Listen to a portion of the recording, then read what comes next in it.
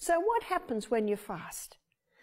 Well, one type of fasting is absence of food for a period of time. And we look in the Bible, when Israel was being challenged, often the king would go through a period of fasting, and he'd get all the people of Israel together and they would fast and pray, asking God to intervene because the enemy was too big and too great. And there are some amazing stories of how God did that.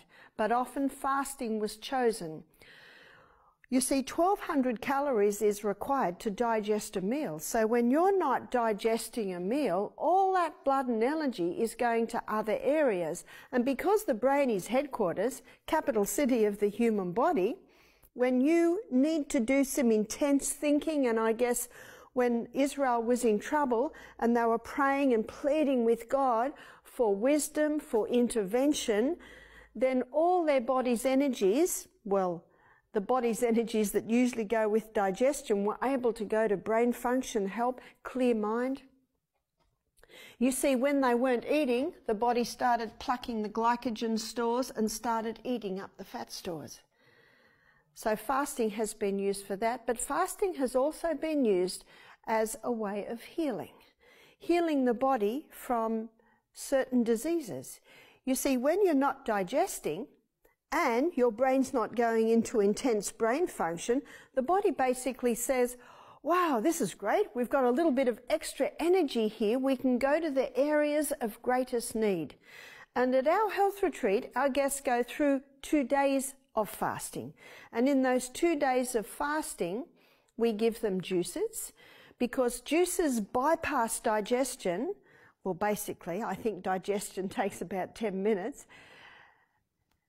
And what happens when you're bypassing digestion? All that blood and energy goes to areas of greatest need. It can be likened to what happens when you're on holidays at home.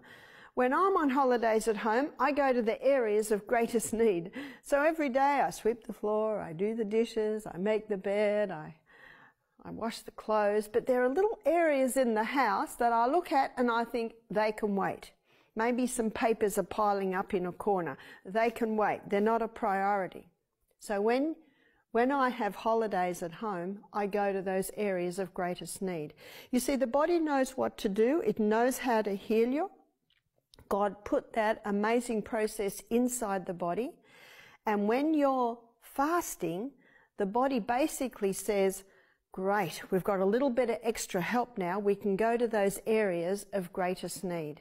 And as I often tell our guests at our health retreat, in every single body, the energies are going to a different area. It all depends on the greatest need. But before rest and rejuvenation can happen, the first thing the body has to do is clean house.